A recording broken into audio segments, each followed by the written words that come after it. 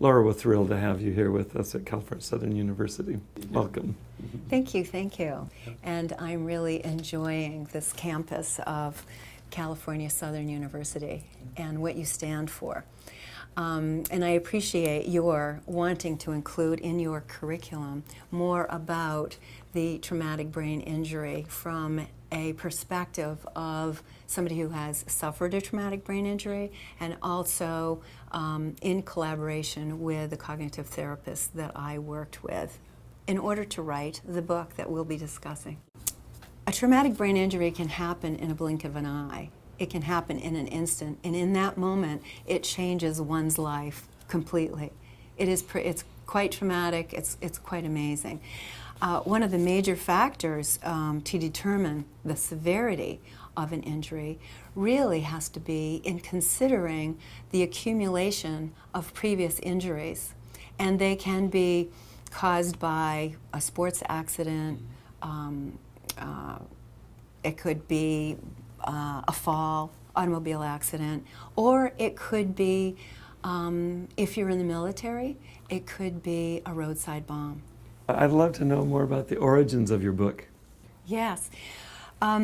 Actually, I suffered a mild traumatic brain injury 8 years ago, and I was determined to heal from it, even though at that particular time in the initial stages of the injury, I really wasn't getting any help. It's amazing what the medical profession is unaware of in really not understanding the injury, nor really understanding how to help the injured heal. And I mean, I shouldn't take that away from them, but there are many ways of, many treatment plans that can be used in the healing process. However, it was not available to me at the time. I was in the hospital for a couple of days to make sure that my brain did not swell. And then I was let out and they said, oh, you'll get over it in a year or two. Well, I didn't understand what I was to get over, but what I did discover is that my memory was impaired immensely, and I had difficulties in multitasking, losing my confidence, and all of that. Well, I was determined to heal. And in that, I decided I was going to read everything I could on traumatic brain injury, and also just to really understand brain function. What was really happening? What happened to my brain? So with that in mind, I did eventually, in my healing process, find a cognitive therapist. Dr. Marianne Keatley is a speech pathologist who specializes in traumatic brain injury. And so Marianne Keatley was my cognitive therapist that helped me go through the healing, the different possibilities for different practitioners that I could go to. And she was the one who guided me, and also she was the one who gave me the hope that I could get better.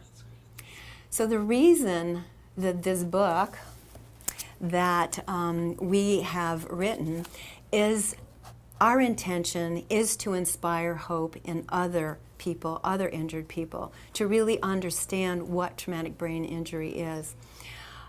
What I am offering, what I'm giving in this book, is my experience of the personal experience of what it is like. It's the inside story. Marianne Keatley also brings 30 years of her experience in working with patients with traumatic brain injury. This first book that we've written is really intended for our military warriors returning from the present wars. And there are 300,000 returning now that have diagnosed traumatic brain injury. And that doesn't account for the ones that have been misdiagnosed or not even discovered. I'm interested to know how the material might be applied to mental health professionals. We believe not only will it be very helpful for the families and friends and for the injured person to really understand it, but also for any of the medical practitioners that will be involved with helping people to recover traumatic brain injury. It is important that and we also said this in the book, that, that when you are seeking out help, to be sure that you are talking to a medical professional who has worked with people with traumatic brain injury and who understand it.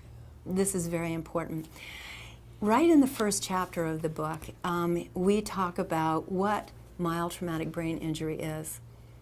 And I'd like to make a note here that there's no such thing as mild. There is no such thing. Because it affects people's entire lives, their whole being. Anyway, we do list the symptoms, the common symptoms of mild traumatic brain injury. And there is a very important, I guess, understanding between traumatic brain injury and post-traumatic stress syndrome, PTSD. The thing is that they are different in some ways, but they do overlap in many ways, and this is important to understand. At the end of the book, in the resource section, there is a questionnaire that is a very valuable tool that can be used for the practitioner, the therapist, whoever is going to be in the healing process of this person. And it's called Symptom Questionnaire for Mild Traumatic Brain Injury. And there are different questions that are in here, either in regards to memory, attention and concentration, language and communication, balance, coordination, visual perception. And what's wonderful about this is that the reader can also take this, go through and kind of take this questionnaire. And the practitioner can also use this as a tool, but they can also refer, and they can use it as a baseline, and then take it again in 3 months, and then again in another 3 months. This is the value of it, because here is something specific, asking questions, for instance, in memory. Are you losing or misplacing items? This isn't something that you're going to find maybe in a psychology questionnaire. These are specific to symptoms, okay? Are you forgetting what people tell you? And in concentration, are you having trouble concentrating? Do you have difficulty concentrating in noisy environments? One of the very common symptoms for people with traumatic brain injury is that all of your, we have brain filters filtering out sound, light. With somebody who has severe traumatic brain injury, all of their filters are open. So imagine the noise that is coming at you.